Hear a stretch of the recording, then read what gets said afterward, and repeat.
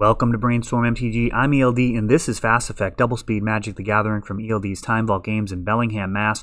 We have here Craig on a Paradoxical Outcome list versus Dan on a Mystic Forge build that's going to look to abuse Karn to potentially find Time Vault out of the sideboard and just assemble infinite turns. That actually gets Force of Will, however, a Walking Ballista, a little bit of a follow-up play, and now Craig completely hellbent, pitching Paradoxical Outcome for his Force of Will.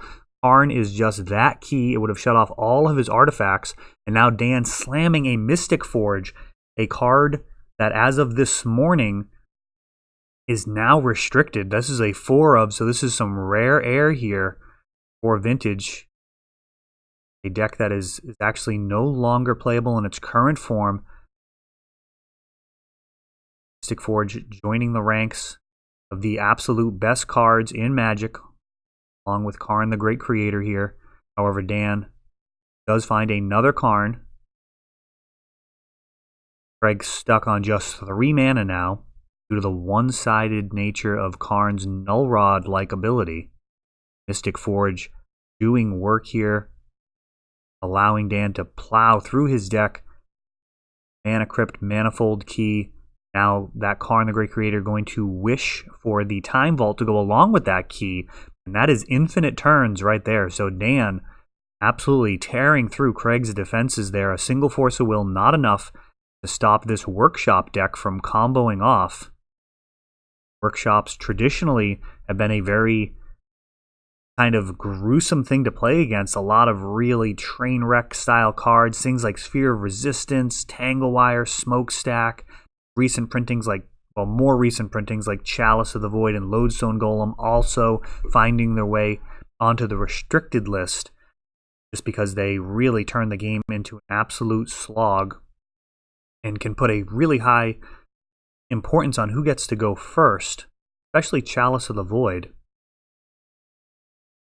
However, as of this morning, both Karn and Mystic Forge actually both restricted. Final ELD open under these previous banned restricted rules. And here will be September 21st. Announcements online here today. Facebook page and our website. The playmat on the left. Gonna go to the champion here. Tribute original Power 9. Actually, order that I received my first set of Power 9. Emerald was last month. Sapphire, Ancestral, and Lotus, the next 3 coming up. I got those 3.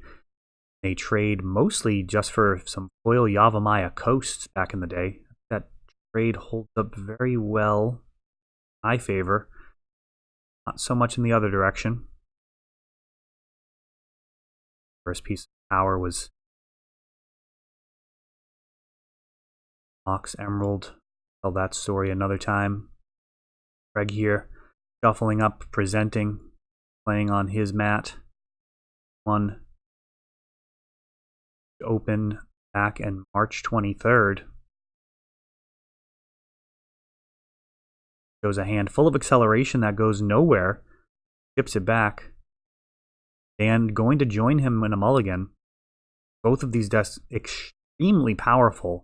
Paradoxical Outcome, a card that outsiders certainly look at and just cannot fathom how it's not restricted. See how it plays now that both Workshops and Bazaar taken a very big hit from the ban list, or from the restricted list, I should say. So Gary Grave Troll and Mental Misstep both going this morning. Sensei's Divining Top, perhaps one of the big winners. Card that can do a tremendous amount of work, and with Mental Misstep restricted, a much harder time preventing that card from coming down and just increasing the card quality for its control throughout the entire game, as well as having some real incredibly strong combo potential.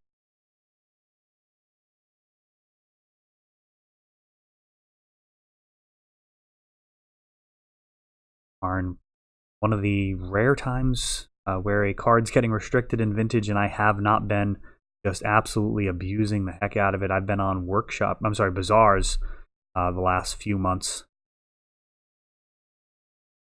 As much Vintage as I would like, pretty much just at the ELD Opens. Attendance allows. Did play for players limited by. Craig not looking good here. Mulliganing still.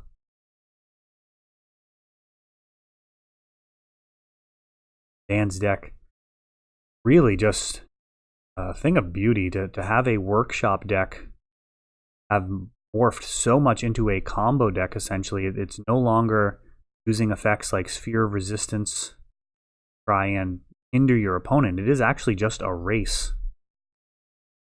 It is a powerful deck capable of, even on the first turn, which for workshops is fairly terrifying.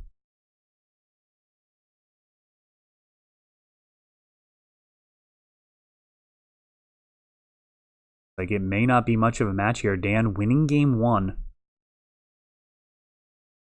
Able to push through a singleton Force of Will. Craig needs to actually use his Paradoxical Outcome as his only blue card. No gas.